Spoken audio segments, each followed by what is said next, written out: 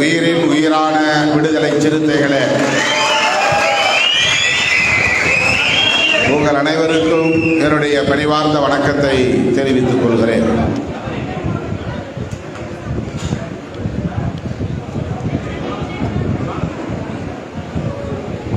இந்த கலந்தாய்வு கூட்டத்தில் நடைபெறவிருக்கிற மே 31 திருச்சிராப்பள்ளியிலே நடைபெறவிருக்கிற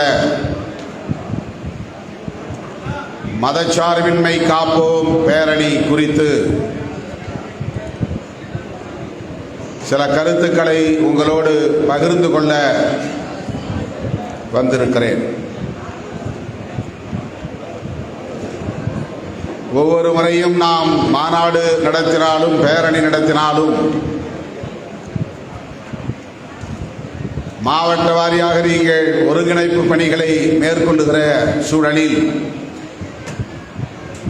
மண்டல வாரியாக உங்களை சந்திப்பதை நான் வழக்கமாக கடைபிடித்து வருகிறேன். அந்த வகையில் இந்த முறை 7 இடங்களில் மண்டல கலந்தாய்வு கூட்டம் ஆங்காங்கே ஒருங்கிணைக்கப்பட்டு இந்த நிகழ்வோடு 4வது கூட்டம் நிறைவு பெற இருக்கிறது. 8ஆம் தேதி வடக்கு மண்டலம் செங்கல்பட்டு மாவட்டம் மறைமலை நகரிலே நடைபெற்றது. சென்னை, திருவள்ளூர், காஞ்சிபுரம், செங்கல்பட்டு ஆகிய 4 மாவட்டங்களை சார்ந்த பொறுப்பாளர்களை அங்கே ஒருங்கிணைத்தோம். 10ஆம் தேதி வேலூரிலே நடைபெற்றது. வேலூர், ராணிப்பேட்டை, திருப்பத்தூர், திருவண்ணாமலை ஆகிய 4 மாவட்டங்களை சார்ந்த பொறுப்பாளர்கள் அங்கே திரண்டார்கள், குவிந்தார்கள். அதனை அடுத்து ஒட்டுமொத்த தென் மாவட்டங்கள் 10 மாவட்டங்களையும் ஒருங்கிணைத்து நேற்றைக்கு மதுரையிலே நடத்தி முடித்தோம். 10 மாவட்டங்களை சார்ந்த மாவட்ட பொறுப்பாளர்கள், மண்டல பொறுப்பாளர்கள், மாநில பொறுப்பாளர்கள், துணைநிலை அமைப்புகளை சார்ந்த நிர்வாகிகள் என்று 1000க்கும் மேற்பட்டவர்கள் அங்கே திரண்டார்கள். அவர்களிடையே நான் சுமார் 1 மணி நேரம் இந்த மாநாடு குறித்து, பேரணி குறித்து கருத்துக்களை பகிர்ந்து கொண்டேன். இன்றைக்கு 2 இடங்களில் கோவை முடித்த பிறகு சேலத்திலும் மண்டல கலந்தாய்வு கூட்டத்திலே பங்கேற்க இருக்கிறேன். இங்கே 4 மாவட்டங்களை சார்ந்த நிர்வாகிகள் வருகை தந்துள்ளீர்கள். கோவை, திருப்பூர், ஈரோடு மற்றும் நீலமலை ஆகிய 4 மாவட்டங்களை சார்ந்த தோழர்கள், நூற்றுக்கணக்கான தோழர்கள் இங்கே வந்து இந்த நிகழ்வில் பங்கேற்றிருப்பது மகிழ்ச்சி அளிக்கிறது. 4 மணிக்கு நாம் சேலத்தில் பங்கேற்க வேண்டும். இப்போதே மணி 2:30 குறைந்தது 2 மணி நேரம் பயணம் செய்ய வேண்டும். 1 மணிக்கு நாம் தொடங்கினோம். ஏறத்தாழ 1.5 மணி நேரம் இதிலே செலவாகி இருக்கிறது. 2 பேர் 3 பேர் தான் பேசியிருக்கிறார்கள். நிதி வழங்குதல் என்கிற பெயரில் ஒரு 25-30 நிமிடம் ஓடிவிட்டது. எஞ்சியிருக்கிற இந்த நேரத்தில் நான் சில கருத்துக்களை உங்களோடு பகிர்ந்து கொள்ள விரும்புகிறேன். ஒவ்வொரு நாளும் சுற்றுப்பயணம், குறைந்தது 20 மணி நேரம் தோழர்களோடு நான் பயணிக்கிறேன்.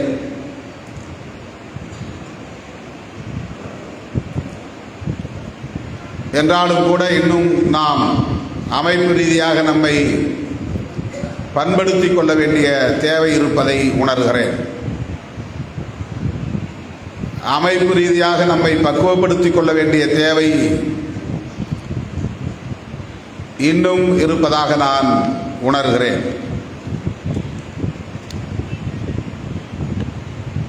அது ஒருபுறம் இருந்தாலும் கூட 31ஆம் தேதி நாம் நடத்தவிருக்கிற இந்த பேரணி மதசார்பின்மை காப்போம் என்கிற பெயரில் நாம் ஒருங்கிணைக்கிறோம். இந்த பேரணி வெற்றிகரமாக அமைய வேண்டும். பல்லாயிரக்கணக்கில் மேற்கு மாவட்டங்களில் இருந்து நீங்கள் திரண்டு வர வேண்டும். தமிழ்நாடு மட்டுமல்ல, ஒட்டுமொத்த இந்தியாவின் கவனத்தையே ஈர்க்கக்கூடிய வகையில் லட்சக்கணக்கான சிறுத்தைகள் குவிந்தனர் என்கிற வகையில் இந்த பேரணியை நாம் அனைவரும் ஒன்று சேர்ந்து சிறப்புற நடத்திட வேண்டும். அதற்கு ஆங்காங்கே நீங்கள் வண்டி பிடித்து வாருங்கள் என்று ஒரு வரியில் சொல்லி முடித்து விடலாம். மாவட்ட செயலாளர்களை மட்டும் ஒரு நாள் கூப்பிட்டு பேசி ஒவ்வொரு மாவட்டத்திலிருந்து இத்தனை வண்டிகளோடு நீங்கள் வந்து சேர வேண்டும் என்று நான் சொல்லிவிட்டு இந்த கோடை வெயிலில் அலையாமல் எங்காவது ஒரு இடத்திலே நான் முடங்கி இருக்கலாம். ஆனால் கோடை வெயிலையும் பொருட்படுத்தாமல் நான் சுற்றி கொண்டிருக்கிற சூழலில் மீண்டும் எனது வலது கண்ணிலே ஒரு கட்டி புறப்பட்டிருக்கிறது. 2 மாதங்களுக்கு முன்பு இடது கண்ணிலே உள்புறமாக பெரிய கட்டி ஒன்று புறப்பட்டு அதை அறுவை சிகிச்சை செய்யக்கூடிய அளவுக்கு போய் முடிந்தது. அதை வைத்துக்கொண்டே ஊர் ஊராய் சுற்றி கொண்டே இருந்தேன். உறக்கமில்லாமல் ஓடிக்கொண்டே இருந்தேன். இன்றைக்கு காலையிலே கண் மருத்துவரை தொடர்பு கொண்டு மறுபடியும் வலது கண்ணிலே கீழ் இமை ஓரத்தில் வலிக்கிறது, வீக்கம் லேசாக இருக்கிறது என்று சொன்னேன். நீங்கள் ஓய்வெடுப்பதில்லையே, இந்த கோடை வெயிலில் இப்படி சுற்றினால் என்ன ஆவது என்று மருத்துவரும் வருத்தப்பட்டு கொண்டார். இப்படி நான் உங்களை ஓடி வந்து ஓரிடத்திலே அழைத்து வைத்து உங்களோடு சில மணி நேரங்கள் இருக்க வேண்டிய அளவுக்கு நான் களப்பணி ஆற்றுவது எதற்கு என்பதை நீங்கள் எண்ணி பார்க்க வேண்டும்.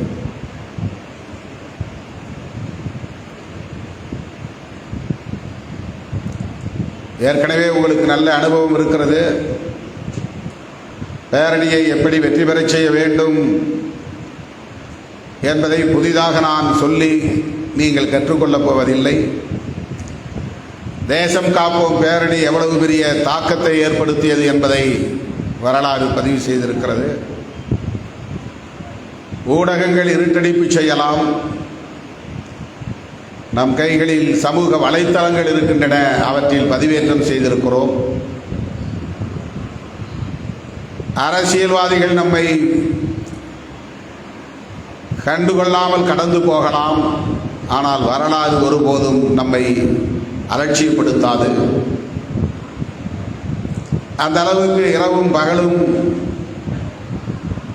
மக்களுக்கான பிரச்சனைகளை முன்னிறுத்தி அவர்களுக்கான குரலை ஓங்கி உரத்து ஒலித்து வருகிறோம். மக்கள் மன்றத்திலும் சரி, நாடாளுமன்றத்திலும் சரி, சட்டமன்றத்திலும் சரி, இன்றைக்கு விளிம்புநிலை மக்களுக்கான குரலாய் சிறுத்தைகளின் குரல்தான் ஒலித்துக் கொண்டிருக்கிறது என்பதை யாரும் மறுத்துவிட முடியாது.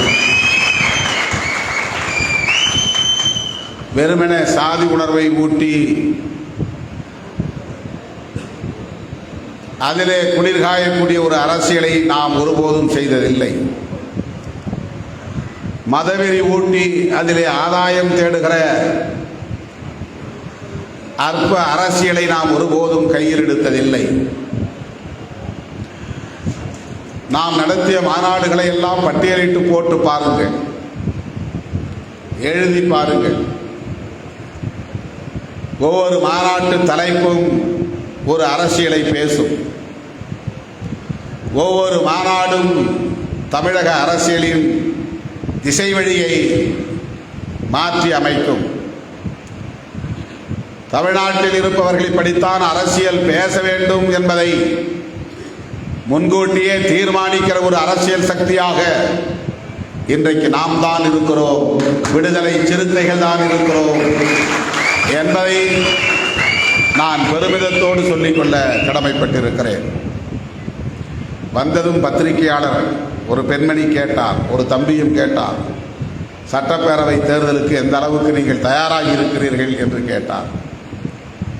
நான் சொன்னேன், சட்டப்பேரவை தேர்தலை ஒட்டி நாங்கள் எந்த முனைப்பையும் காட்டவில்லை,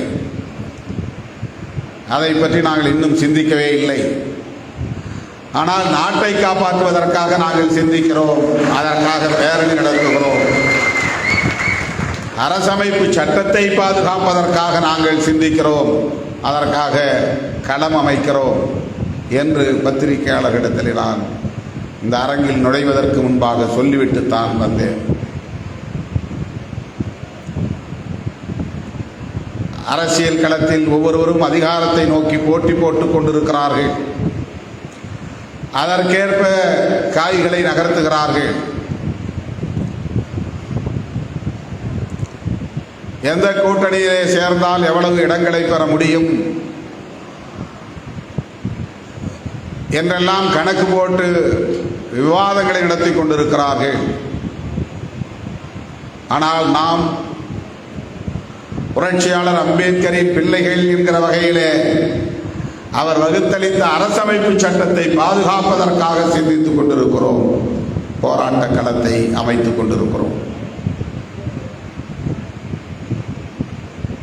இந்த அரசியல் களத்தில் நான் ஒரு சிறுத்தை என்று சொல்லிக் கொள்வதிலே ஒரு பெருமை இருக்கிறது, ஒரு தலை நிமிர்வு இருக்கிறது, ஒரு மன நிறைவு இருக்கிறது. ஏனென்றால் குறுகிய கால தேவைகளுக்காக கொள்கைகளை வரையறுக்கக்கூடியவர்கள் அல்ல சிறுத்தைகள். வெறும் பதவி சுகத்துக்காக, பவிசுக்காக திட்டங்களை தீட்டக்கூடியவர்கள் அல்ல சிறுத்தைகள்.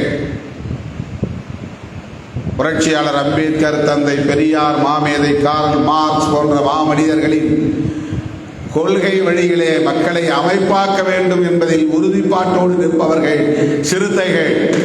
இதுதான் இன்றைக்கு பிற கட்சிகளுக்கும் நமக்கும் உள்ள வேறுபாடு. பண்ருட்டியிலே நடைபெற்ற ஒரு நிகழ்ச்சியில் பேசிக் கொண்டிருந்த போதே எனக்கு இப்படி ஒரு சிந்தனை புகழ்த்தது. அந்த பேச்சின் ஊடாகவே சொன்னேன், விரைவில் விடுதலை சிறுத்தைகள் கட்சியின் சார்பிலே ஒரு பேரணியை நடத்தப் போகிறோம் என்று நான் அறிவித்தேன். அது தன்னியல்பாக என் உரையின் போக்கிலேயே வெளிப்பட்ட ஒன்று. முன்கூட்டி திட்டமிட்டு இப்படி பேரணி நடத்துவோம் என்று அறிவிக்கலாம் என முன்னணி தோழர்களோடு நான் ஆலோசனை செய்து முடிவெடுக்கவில்லை, அல்லது நானே அப்படி யோசித்து வைத்துக் கொண்டு பேச்சிலே இப்படி சொல்ல வேண்டும் என்றும் எண்ணவில்லை. வக்ஃப் திருத்த சட்டத்தை எதிர்த்து பண்ருட்டியிலே நடைபெற்ற ஒரு மாபெரும் பொதுக்கூட்ட நிகழ்வில் உரையாற்றி கொண்டிருந்த போதே என் உரையின் போக்கிலே இந்த கருத்தை நான் பதிவு செய்தேன். அதன் பிறகுதான் மாவட்ட செயலாளர்கள் கூட்டத்திலும் மேலிட பொறுப்பாளர்கள் கூட்டத்திலும் எனது இந்த கருத்தை முன்வைத்து இந்த பேரணிக்கான ஒத்திசைவை பெற்றேன். அதனை ஒட்டித்தான் இந்த மண்டல வாரியான சுற்றுப்பயணம் நாளை 15ஆம் தேதியோடு நிறைவடைகிறது. அதன் பின்னர் எஞ்சியிருப்பது வெறும் 15 நாட்கள் தான், 2 வாரங்கள் தான் எஞ்சியுள்ளன. இந்த 2 வார காலத்திற்குள்ளாக நாம் ஒரு மாபெரும் சாதனையை சாதித்தாக வேண்டும். வரலாற்று சாதனையை செய்தாக வேண்டும். நம்முடைய சாதனையை நாமே முறியடித்தாக வேண்டும். புதிய சாதனையை படைத்தாக வேண்டும். இங்கே சிறுத்தை வள்ளுவன் பேசும்போது சொன்னார், என்ன நடந்தாலும் நாங்கள் திருச்சிக்கும் சென்னைக்கும் தான் புறப்பட்டு வர வேண்டி இருக்கிறது, கோவையிலே மாநாடு நடத்தக்கூடாதா என்று கேட்டார். கோவையிலே நடத்தக்கூடாது என்று எந்த முடிவும் இல்லை. திருச்சியிலே நடத்துவதற்கு எந்த சிறப்பு காரணமும் கிடையாது. திருச்சிராப்பள்ளி தமிழ்நாட்டின் ஒரு மையமான பகுதி. மேற்கு மாவட்டங்களில் இருந்து புறப்பட்டால் 3 அல்லது 4 மணி நேரத்தில் அங்கே வந்து சேர்ந்துவிட முடியும். தெற்கு மாவட்டங்களில் இருந்து புறப்பட்டால் 3 அல்லது 4 மணி நேரங்களில் அங்கே வந்து சேர்ந்துவிட முடியும். சென்னையிலிருந்தும் 4 மணி நேரம் வடக்கு மண்டலத்தில் இருந்து புறப்பட்டால், டெல்டா மாவட்டங்களில் இருந்து புறப்பட்டால் 2 அல்லது 3 மணி நேரத்திற்குள்ளாக வந்து சேர்ந்து விட முடியும். உங்கள் பயணம் சென்னைக்கு என்றால் 6 மணி நேரத்திற்கு மேலாகும். அதை பாதியாக குறைத்திடத்தான் திருச்சியை தேர்வு செய்கிறோம். கன்னியாகுமரியிலிருந்து சென்னைக்கு வர வேண்டுமானால் 8 மணி நேரமாவது ஆகும். அதை பாதியாக குறைப்பதற்குத்தான் திருச்சியை தேர்வு செய்கிறோம். கோவையிலே நடத்தினால் சென்னையில் நடத்துவதைப் போல ஒரு மூலையிலே பிற மாவட்டங்களிலிருந்து கோவைக்கு வந்து சேர 6 அல்லது 7 மணி நேரம் ஆகிவிடும். அதே போல கன்னியாகுமரியிலோ திருநெல்வேலியிலோ நடத்தினால் நாம் எல்லாம் அங்கே போய் சேர 5 அல்லது 6 மணி நேரம் ஆகும். இதையெல்லாம் கருத்திலே கொண்டுதான் நம்முடைய பல நிகழ்வுகளை நாம் திருச்சிராப்பள்ளியிலேயே மையப்படுத்தி நடத்தி வருகிறோம். இதெல்லாம் பிராக்டிக்கலாக, நடைமுறையாக சாத்தியக்கூறுகளை கணக்கிலே கொண்டு எடுக்கப்படுகிற முடிவுகள், அவ்வளவுதான். மேற்கு மாவட்டங்களை புறக்கணிக்க வேண்டும் என்றோ அல்லது மேற்கு மாவட்டங்களை சார்ந்த பொறுப்பாளர்களை குறைத்து மதிப்பிடுவது என்றோ அதற்கு பொருளாகாது. அப்படி புரிந்து கொள்ள வேண்டாம். திருச்சிராப்பள்ளியில் இருப்பவர்கள் வலுவானவர்கள், பொருளாதார வலிமை பெற்றவர்கள். அதனால் எந்த நிகழ்ச்சி நடத்தினாலும் அவர்கள் செலவை ஏற்றுக்கொள்வார்கள் என்றால் நாம் முடிவெடுக்கிறோம். கிடையாது. ஒரு புரிதலுக்காக சொல்லுகிறேன்.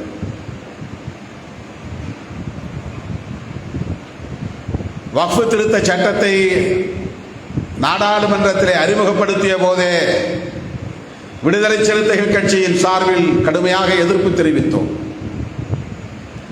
எதிர்க்கட்சிகள் அனைத்தும் எதிர்ப்பு தெரிவித்ததனால் அந்த சட்டத்தை அறிமுகப்படுத்தாமலேயே நாடாளுமன்ற கூட்டுக்குழுவுக்கு விசாரணைக்கு அனுப்பி வைத்தார்கள். இதையெல்லாம் நீங்கள் தெரிந்து கொள்ள வேண்டும். நாடாளுமன்றம் என்பது 2 அவைகளையும் குறிக்கிற ஒரு சொல். பார்லிமெண்ட் அப்படின்னா லோக்சபா அண்ட் ராஜ்யசபா என்கிற 2 அவைகளுக்குமான பொது பெயர் பார்லிமெண்ட். அதை பாராளுமன்றம் என்றும் சொல்வார்கள். பார் என்றால் உலகம் என்றும் பொருள்படும்.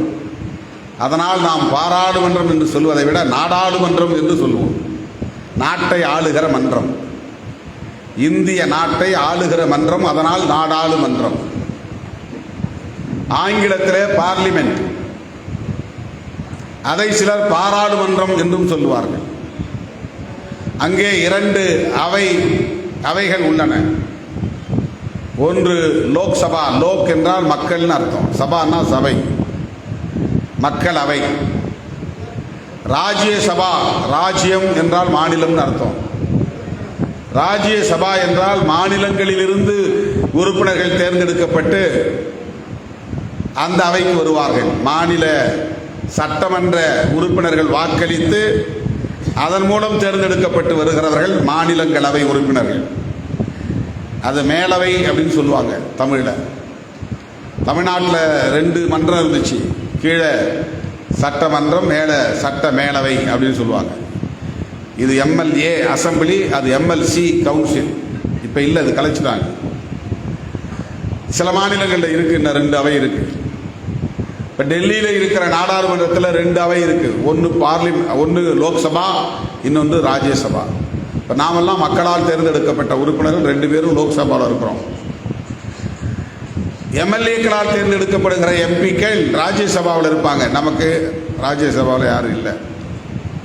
30-35 எம்எல்ஏ ஓட்டு போட்டால் தான் ஒரு எம்பி, ராஜ்யசபா எம்பி வர முடியும். எந்த பில், எந்த மசோதா, அதாவது சட்டம் அவருக்கு முன்னாடி தயாரிக்கிறாங்க இல்லையா, இதுதான் சட்டம் அப்படின்னு ஒன்று தயாரிப்பாங்க, அதுக்கு பேர் மசோதான்னு பேர். தமிழில் சட்ட முன்வடிவு அப்படின்னு பேர், வடமொழியில் மசோதா, ஆங்கிலத்தில் பில், பிஐஎல் பில், பிஐஎல்எல் பில். நம்ம பில் வாங்குறோம் இல்லையா, அந்த பில் தான், அதே ஸ்பெல்லிங் தான். அதுக்கு பேர் மசோதா வடமொழியில். தமிழில் சட்ட முன்வடிவு, அதாவது ஒரு சட்டத்தை நிறைவேற்றுவதற்கு முன்னால் இருக்கிற முன்வடிவு, டிராஃப்ட் அப்படின்னு சொல்லலாம் ஆங்கிலத்தில். அதை அறிமுகப்படுத்தி தொடர்புடைய அமைச்சர் விவாதத்திற்கு விடுவார். அதில் எல்லா உறுப்பினரும் சேர்ந்து அதில் உள்ள நல்லது கெட்டது எல்லாம் விவாதித்து கடைசியில் அதை வாக்கெடுப்பு விடுவாங்க. குரல் வாக்கெடுப்பு. குரல் வாக்கெடுப்பிலே அதிகமாக ஆளுங்கட்சி உறுப்பினர்கள் சத்தம் போடுவாங்க, ரொம்ப கொஞ்சமாக எதிர்கட்சி உறுப்பினர்கள் எதிர்ப்பு தெரிவிப்பாங்க. அதிகமாக தெரிவித்ததனால் அதை நிறைவேற்றுகிறேன் அப்படின்னு சபாநாயகர், மக்களவைத் தலைவர் நிறைவேற்றியதாக அறிவித்து விடுவார். அந்த நிறைவேற்றப்பட்ட பிறகு அதில் குடியரசுத் தலைவர் கையெழுத்திடணும். பிரசிடென்ட் ஆஃப் இந்தியா கையெழுத்திட்டார்னா அது சட்டமாயிடும். அது வரையிலும் அது பில்லு. குடியரசுத் தலைவர் கையெழுத்து விட்ட பிறகு அது ஆக்ட், ஆங்கிலத்தில் ஏசிடி ஆக்ட் அப்படின்னு சொல்லுவாங்க, சட்டம். இந்த வக்ஃபு திருத்த சட்டம், திருத்த சட்டம்னா என்னன்னா, ஏற்கனவே இருக்கிற சட்டத்தில் சில திருத்தத்தை கொண்டு வந்து புதிய பில்லா அறிமுகப்படுத்துவாங்க. ஏற்கனவே ஒரு சட்டம் இருக்கு, வக்ஃபு சட்டம். அந்த சட்டத்தில் சில திருத்தங்களை செஞ்சு இதுக்கு பதிலாக இதை நான் போடுறேன், இதுக்கு பதிலாக இதை போடுறேன் அப்படின்னு அவங்க செக்ஷனை மாற்றுவாங்க, அல்லது செக்ஷனுக்குள்ளே சில வார்த்தைகளை மாற்றுவாங்க. அப்படி மாற்றி அதை அடித்து புதிய பில்லாக கொண்டு வந்து இன்ட்ரோடியூஸ் பண்ணுவாங்க, அறிமுகப்படுத்துவாங்க. அப்படி வக்ஃபு சட்டம் இருந்த சட்டம் திருத்தப்பட்டதனால் அது வக்ஃபு திருத்த சட்ட மசோதா என்று பெயர். வக்ஃபு திருத்த சட்ட மசோதாவை அறிமுகப்படுத்துகிற போதே விடுதலை சிறுத்தைகள் கட்சியின் சார்பில் கடுமையாக எதிர்ப்பு தெரிவித்தோம். நீ திருத்தம் செய்திருப்பது ஏற்புடையதல்ல, அதை திருத்தாதே, அதை திரும்ப பெறு, நீ வேண்டுமென்றே செய்கிறாய், இஸ்லாமியர்களை சீண்டுகிறாய், அவர்களின் நிர்வாகத்திற்குள்ளே தலையிடுகிறாய். நாம் எதிர்ப்பு தெரிவித்தோம். நாம மட்டுமல்ல, எல்லா எதிர்க்கட்சிகளும் எதிர்ப்பு தெரிவித்தார்கள். கடைசியா ஒரு முடிவுக்கு வந்தாங்க. என்னன்னா, திரும்பலாம் பெற முடியாது. அதுக்கு பதிலாக இந்த 2 சபையிலையும் 10, 20 பேர் அல்லது 10, 12, 22 பேர் ஒரு குறிப்பிட்ட நபர்களை தேர்வு செய்து சபாநாயகர் ஒரு கமிட்டியை போடுவார். அந்த கமிட்டிக்கு பெயர் ஜாயிண்ட் பார்லிமெண்டரி கமிட்டி, இரு அவைகளின் கூட்டுக்குழு, நாடாளுமன்ற கூட்டுக்குழு. அந்த 22 பேரோ 25 பேரோ லோக்சபாவிலிருந்தும் ராஜ்யசபாவிலிருந்தும் தேர்ந்தெடுக்கப்பட்ட நியமிக்கப்பட்ட உறுப்பினர்கள் ஒரு தலைவரின் கீழ் உட்கார்ந்து அந்த சட்ட மசோதாவை வரிக்கு வரி படித்து, ஆதரிக்கிறவர்கள் ஆதரித்து எழுதுவார்கள், எதிர்க்கிறவர்கள் எதிர்த்து கருத்தை பதிவு செய்வார்கள். அதையெல்லாம் கேட்ட பிறகு அதற்கென்று நியமிக்கப்பட்ட அந்த குழுவின் தலைவர் முடிவாக ஒரு அறிக்கையை தயார் செய்து மக்களவைத் தலைவரிடத்தில் ஒப்படைப்பார். அப்படி வக்ஃபு திருத்த சட்ட மசோதா நாடாளுமன்ற கூட்டுக்குழுவுக்கு போய் விவாதிக்கப்பட்டு, எதிர்கட்சிகள் சொன்னதையெல்லாம் புறந்தள்ளிவிட்டு ஆளுங்கட்சி சொன்னதையெல்லாம் ஏற்றுக்கொண்டு அறிக்கை தயாரித்து மக்களவைத் தலைவரிடத்திலே கொடுத்து அவர் ஏற்றுக்கொண்டு மறுபடியும் அந்த சட்ட மசோதா மக்களவைக்கு அறிமுகம் செய்ய கொண்டு வரப்பட்டது. அப்ப விவாதம் நடந்துச்சு. அந்த விவாதத்திலும் கடுமையாக விடுதலை சிறுத்தைகள் கட்சியின் சார்பிலே நாம் பேசினோம். சிறுபான்மை மக்கள் மீது நடத்தப்படுகிற ஒரு பாசிச தாக்குதல் இது. விடுதலை சிறுத்தைகள் கட்சி இதை கடுமையாக எதிர்க்கிறது, வன்மையாக கண்டிக்கிறது என்று உங்களின் குரலாய் திருமாவளவனின் குரல் மக்களவையிலே ஓங்கி ஒலித்தது. அப்போ இன்ட்ரோடியூஸ் பண்ணும்போது எதிர்த்தோம், அறிமுகப்படுத்தும் போது. அது பாராளுமன்ற கூட்டுக்குழுக்கு போய்விட்டு திரும்ப வந்த போதும் எதிர்த்தோம், சட்டமாகிவிட்டது. உடனே நாம் தான் எதிர்ப்பு தெரிவித்து விட்டோம், அறிக்கை விட்டு விட்டோம் என்று சும்மா இருக்காமல் அதன் பிறகு நாடாளுமன்றம் நிறைவு பெற்ற பிறகு தமிழ்நாடு முழுவதும் அனைத்து மாவட்ட தலைநகரங்களிலும் விடுதலை சிறுத்தைகள் கட்சியின் சார்பில் கண்டன ஆர்ப்பாட்டங்களை நடத்தி இருக்கிறோம். தமிழ்நாட்டில் வேறு எந்த கட்சியும், விடுதலை சிறுத்தைகளை தவிர வேறு எந்த அரசியல் கட்சியும் வக்ஃப் திருத்த சட்டத்தை எதிர்த்து கண்டித்து ஆர்ப்பாட்டம் நடத்தவில்லை. அடிக்கோடிட வேண்டும். Underline this message. யாரும் செய்யவில்லை, நாம் தான் செய்தோம். நான் சென்னையில் நடைபெற்ற ஆர்ப்பாட்டத்தில் பங்கேற்று உரையாற்றி இருக்கிறேன். 1.5 மணி நேரத்திற்கு மேலாக உரையாற்றினேன். சரி, போதும், முஸ்லீம்களுக்காக குரல் கொடுத்தோம், போதும். அறிக்கையை சமர்ப்பித்தோ, அறிக்கையை எதிர்த்தோ. அப்புறம் அந்த கூட்டுக்குழுவில் போய் நம்முடைய கட்சியின் சார்பில் ஒரு விவரமான அறிக்கையை எழுதி கொண்டு போய் அங்கேயும் கொடுத்தோம். நம்மளை உறுப்பினராக அவங்க சேர்க்கல.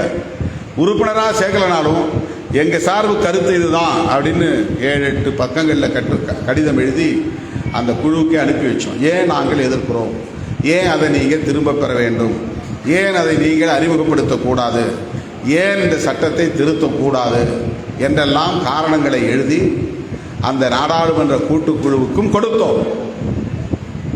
இவ்வளவு வேலையும் செஞ்சு அதுவும் போதாது என்று மே 31ஆம் தேதி மாபெரும் பேரணி ஒன்றை நடத்துவதாக அறிவித்திருக்கிறோம். இந்தியாவிலேயே இஸ்லாமியர் அல்லாத ஒரு அரசியல் கட்சி வக்ஃப் திருத்த சட்டத்தை கண்டித்து அடுக்கடுக்கான பல நிகழ்வுகளை நடத்தியிருக்கிறது என்று சொன்னால் அந்த அரசியல் இயக்கம் விடுதலை சிறுத்தைகள் கட்சி மட்டும்தான் நினைவிலே கொள்ள வேண்டும். இதை எதற்காக செய்கிறோம்? முஸ்லிம்களின் வாக்குகளை பெறுவதற்காகவா? அப்படி ஒரு சட்டமன்றத்திலே முஸ்லிம்களின் வாக்குகள் எவ்வளவு இருக்கும்? ஒப்பீட்டளவிலே பார்த்தால் வெற்றி பெறக்கூடிய அளவுக்கு அந்த வாக்குகள் மட்டுமே போதும் என்று சொல்லிவிட முடியுமா?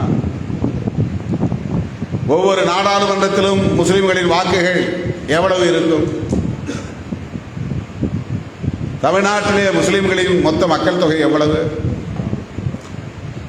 ஒவ்வொரு மாநிலத்திலும் அப்படி 20 விழுக்காடு 25 விழுக்காடு என்று மக்கள் தொகை உள்ள ஒரு சமூகம் அது. ஷெட்யூல் காஸ்ட் கூட 23% தமிழ்நாட்டிலே. முஸ்லிம்கள் அவ்வளவு கிடையாது. மக்கள் தொகை அல்ல காரணம், வாக்கு வங்கி அல்ல காரணம், கவனத்திலே கொள்ள வேண்டும். அந்த வாக்குகள் மட்டுமே வெற்றிக்கு போதாது. முஸ்லிம் அல்லாத பிறரின் வாக்குகளும் சேர்ந்தால்தான் வெற்றி பெற முடியும். ஆனாலும் ஏன் இந்த பிரச்சனையில் நாம் கவனம் செலுத்துகிறோம்? ஏன் தொடர் போராட்டங்களை நடத்துகிறோம்? மற்றவர்கள் என்ன வேண்டுமானால் நினைத்து விட்டு போகட்டும், எப்படியும் விமர்சித்து விட்டு போகட்டும். என் தலைமையை ஏற்றுக்கொண்டிருக்கிற என் உயிரின் உயிரான விடுதலை சிறுத்தைகள்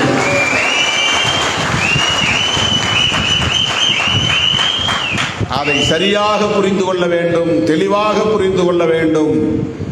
நான் என்ன நினைக்கிறேனோ அதே அலைவேகத்தில் நீங்களும் என்ன வேண்டும், நினைக்க வேண்டும், சிந்திக்க வேண்டும்.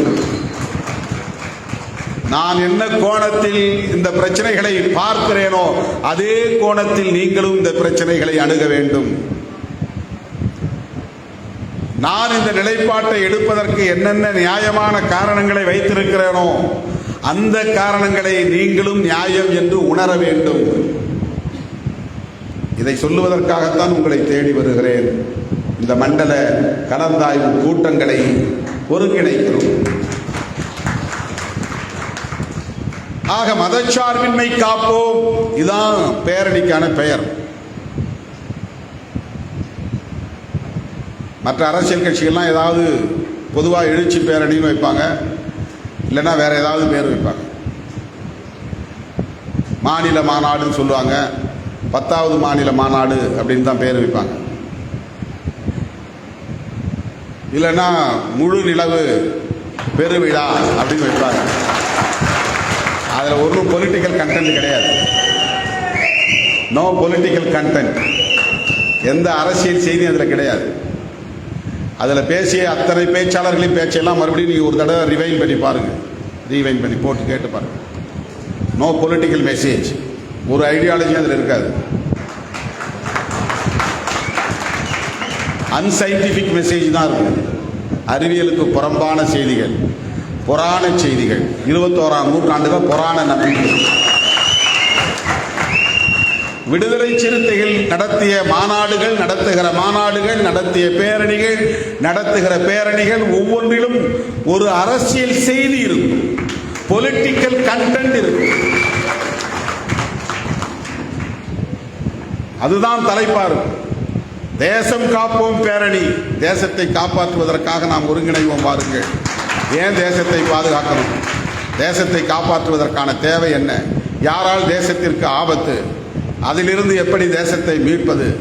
யார் யாரோடு கூட்டு சேர்ந்து தேசத்தை காப்பாற்றுவது? யாரெல்லாம் இந்த தேசத்தின் எதிரிகள்? இவ்வளவு செய்தி அதில் அடங்கியிருக்கு. அந்த ஒரு வார்த்தையில் தேசம் காப்போம் அப்படின்னு சொல்றதுக்குள்ள இவ்வளவு பொலிட்டிக்கல் கண்டென்ட் இருக்கு, அரசியல் செய்திகள் இருக்கு.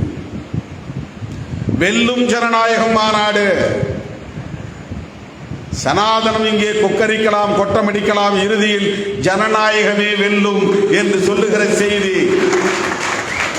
ஜனநாயகத்துக்கு சவால் விடுகிற சனாதனமே, நீ தற்காலிகமாக வெற்றி பெற்றதை போல் கொக்கரிக்கலாம், கொட்டமடிக்கலாம், ஆனால் இறுதியில் ஜனநாயகம் தான் வெல்லும் என்று சொல்லுகிற பொலிட்டிக்கல் மெசேஜ்.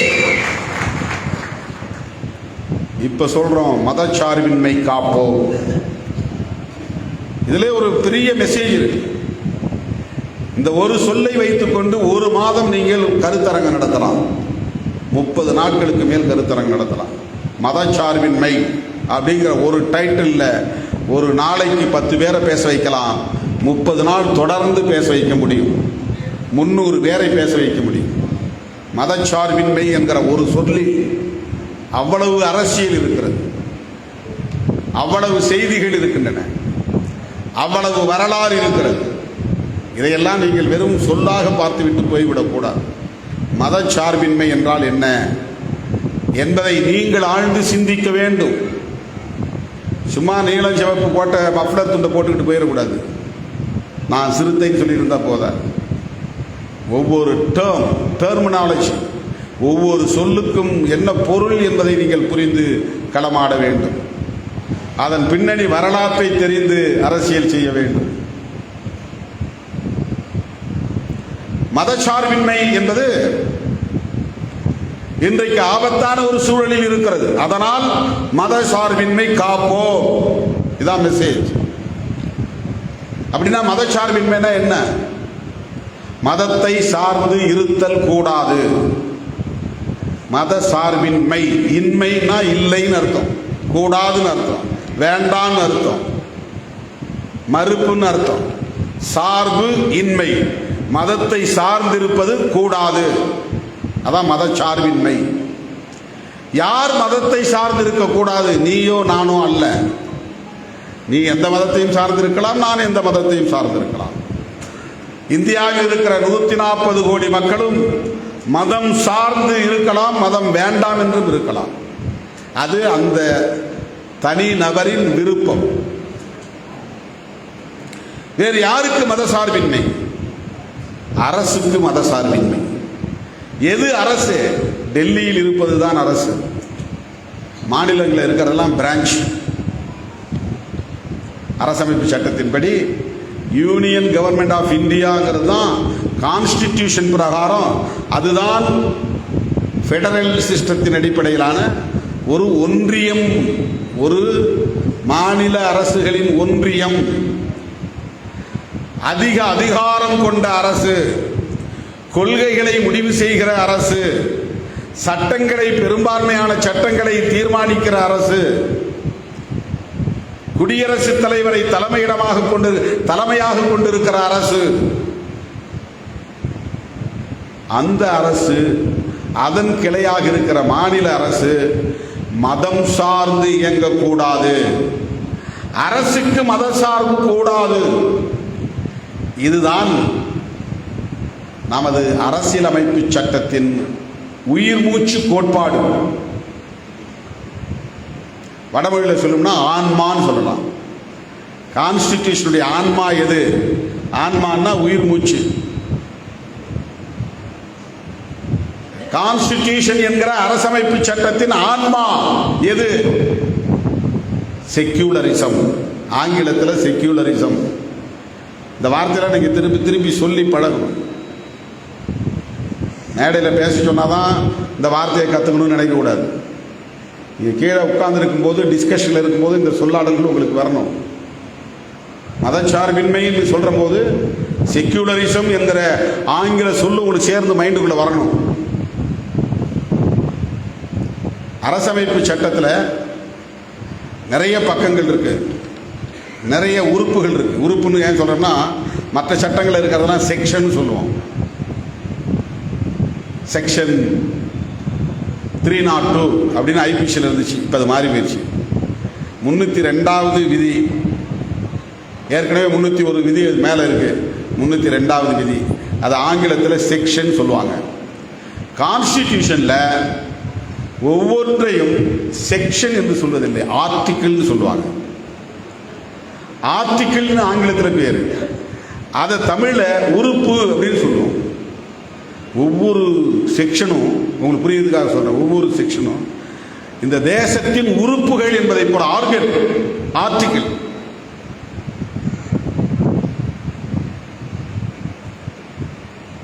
அதையெல்லாம் தாண்டி அதற்கு முன்னால் ஒரு பிரியாம்பிள் அப்படின்னு ஒரு பக்கம் இருக்குது. பிரியாம்பிள் அப்படிங்கிறது மற்ற புத்தகத்தில் ப்ரீஃபேஸ் அப்படின்னு வச்சுருப்பாங்க. தமிழில் முன்னுரைன்னு இருக்கும். அந்த புத்தகத்தில் என்ன கண்டென்ட் இருக்கோ அதை முன்னால் ஒரு ரெண்டு பக்கத்தில் எழுதியிருப்பாங்க. இந்த புத்தகத்தில் இந்த சம்பந்தமாக நாங்கள் எழுதியிருக்கிறோம், இது இந்த கருத்துக்கள் இதில் விவாதிக்கப்பட்டிருக்கு, இந்த ஆசிரியர் இதையெல்லாம் எழுதியிருக்கிறாரு, நீங்கள் எல்லாம் போய் படித்து பாருங்க அப்படின்னு முன்னுரையில் சொல்லியிருப்பாங்க. அதான் முன்னுரை. அதுபோல கான்ஸ்டிடியூஷன் என்கிற அரசமைப்பு சட்டத்தின் முகப்புரை, அதான் பிரியாம்பிள். அந்த முகப்புரையில் புதிதாக கட்டமைக்க போகிற இந்தியாவின்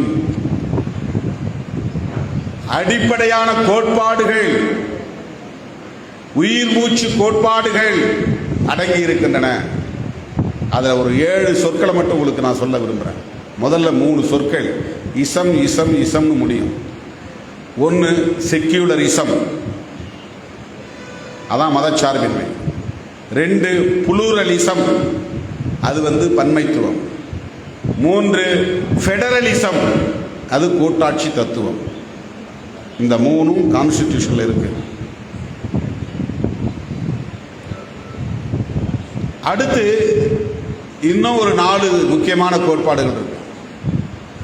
அதில் கூட 4ஐயும் சேர்த்து சொல்றதில்ல, 3 தான் வழக்கமாக எல்லாரும் சொல்லுவாங்க. ஆனால் 4ஐயும் நான் சொல்றேன். என்ன 4ன்னா, நீதி, சுதந்திரம், சமத்துவம், சகோதரத்துவம். இது ஆங்கிலத்தில் ஜஸ்டிஸ், லிபர்ட்டி, ஈக்குவாலிட்டி, ஃப்ரெட்டர்னிட்டி. இந்த 4 சொல் தான் constitution.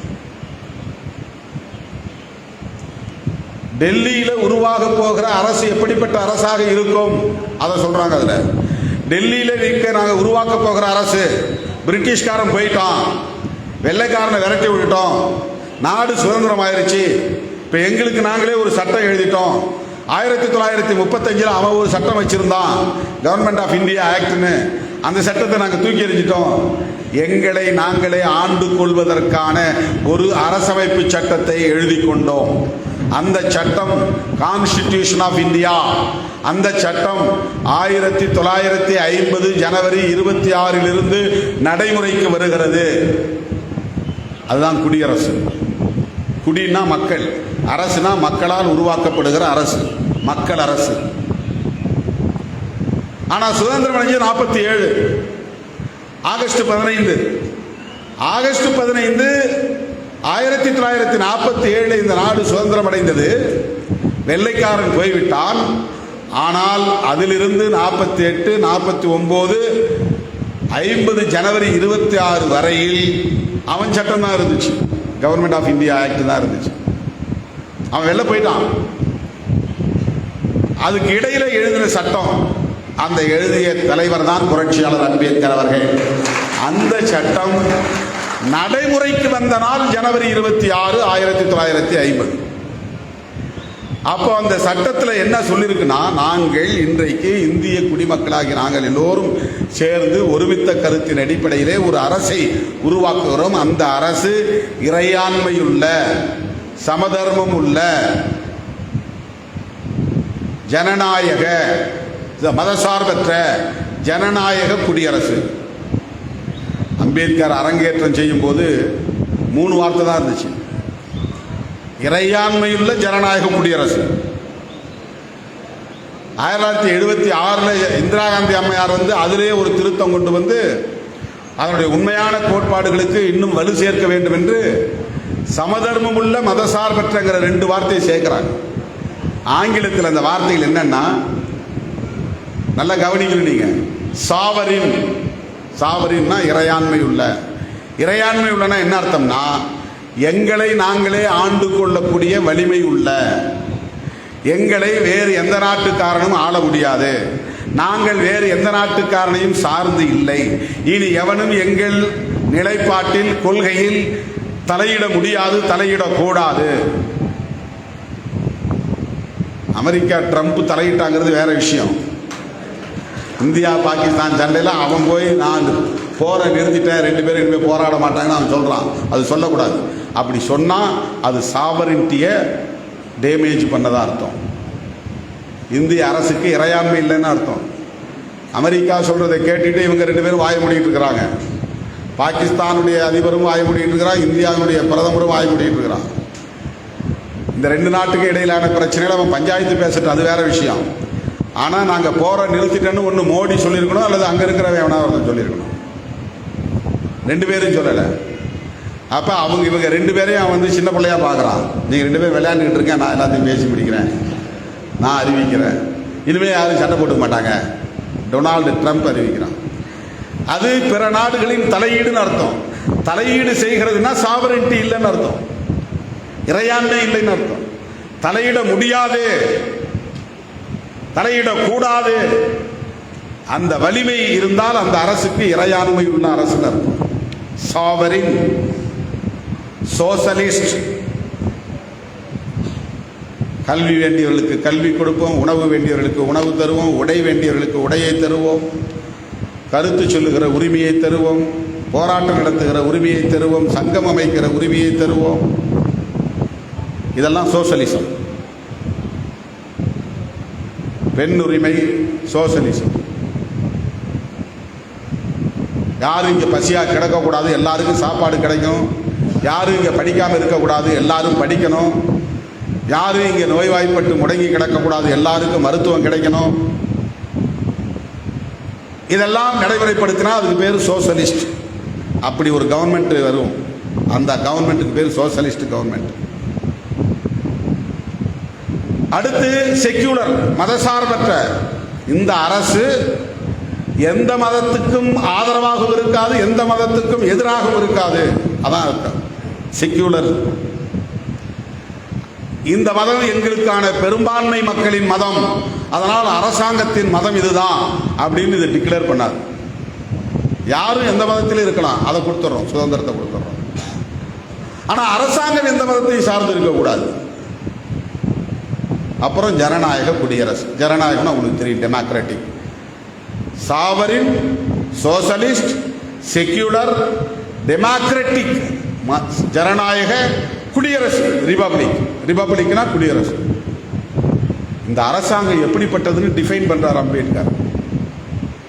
What is the union government of India அப்படின்னா, union government is nothing but sovereign, socialist, secular, democratic, republic. அதான் இந்திய அரசாங்கம். எல்லாம் மோடி அரசாங்கன்றாங்க. மோடி அரசாங்கம் கிடையாது, ஒன்றிய அரசாங்கம். இவங்க வருவாங்க போவாங்க. இவர் இன்னும் ஒரு 4 வருஷம் இருப்பார், அப்புறம் வேற யாராவது ஒருத்தர் வருவாங்க. அவங்க அரசாங்கம் சொல்லக்கூடாது. கட்சி ஒரு கட்சி ஆட்சியில் இருக்கு, அவ்வளவுதான். அது அந்த கட்சியின் ஆட்சி, அது ரூல் பண்ணுது. அரசு என்பது ஸ்டேட், ஸ்டேட் என்பது பெர்பெச்சுவல், நிரந்தரமானது. அந்த அரசுக்கான கேரக்டர் என்ன? அது இறையாண்மை உள்ளது, அது சமதர்மத்தை கொண்டது, அது மதசார்பற்றது, அது ஜனநாயக பூர்வமானது, அது மக்களின் அரசாக இருக்கும். இதுதான். இந்த அரசு எதற்காக உருவாகி இருக்கிறது? உருவாக்குகிறோம் என்றால் அனைவருக்கும் நீதி, சுதந்திரம், பிறப்பின் அடிப்படையில் உயர்வு தாழ்வு என்கிற பாகுபாடு இல்லை, எல்லோரும் சமம் என்கிற சமத்துவம், உயர்ந்த சாதி தாழ்ந்த சாதி என்கிற பாகுபாடுகளால் அண்ணன் தம்பி என்கிற உறவு இல்லாத நிலை இருக்காது. உறவாடுவோம், அண்ணனாய் தம்பியாய் அக்காவாய் தங்கையாய். சகோதரத்துவம், இதை நிலைநாட்டுவதற்காகத்தான் நாங்கள் இந்த அரசை உருவாக்குகிறோம். இதுதான் பிரியாம்பல். இதுதான் இந்த 4 சொற்களும், அந்த 3 சொற்களும்.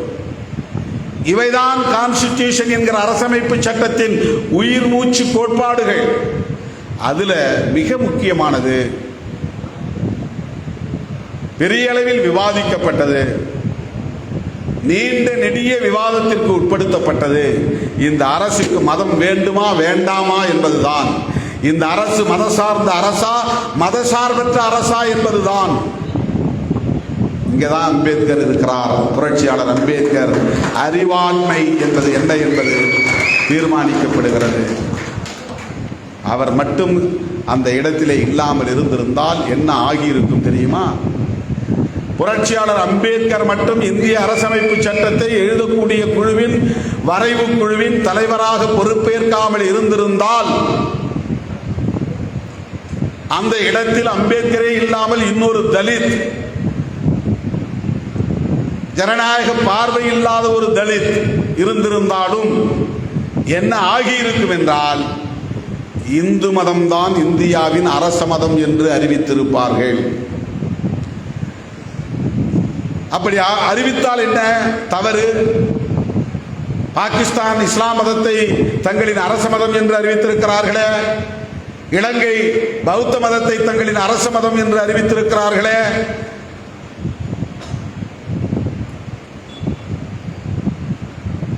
லண்டன் உட்பட இங்கிலாந்து உட்பட பல ஐரோப்பிய நாடுகள் கிறிஸ்டியானிட்டி தான் எங்களின் அரச மதம் என்று அறிவித்திருக்கிறார்களே, இந்தியாவை ஏன் இந்து மதத்தை இந்தியாவின் மதம் என்று அறிவிக்க கூடாது, அரச மதமாக அறிவிக்க கூடாது என்று கேள்வி எழுப்புகிற போது அது ரொம்ப லாஜிக்கலி கரெக்ட், தர்க்க அடிப்படையிலே சரி என்று வரும். ஆமாம், கரெக்ட், அப்படி சரிதானே. இவன் முஸ்லீம் மதம் சொல்கிறான், அவன் பௌத்த மதம் சொல்கிறான், இவன் கிறிஸ்டியானிட்டி சொல்கிறான். அவன்லாம் அவன் நாட்டுக்கு ஒரு ஸ்டேட் ரிலீஜன் அறிவிக்கும் போது இந்தியாவுக்கு ஒரு ஸ்டேட் ரிலீஜன் வேணும் இல்லையா? கரெக்ட் தானே அப்படின்னு தோணும். கரெக்ட் தான், லாஜிக்கலி கரெக்ட். ஆனால் அது நீதியாகாது. ஏன் நீதியாகாது?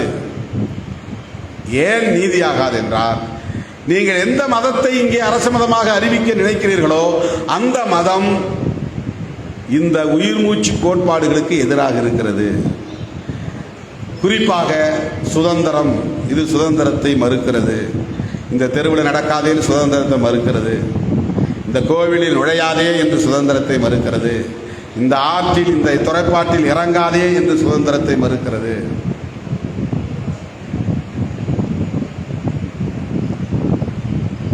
நீயும் நானும் சமமில்லை என்கிறது.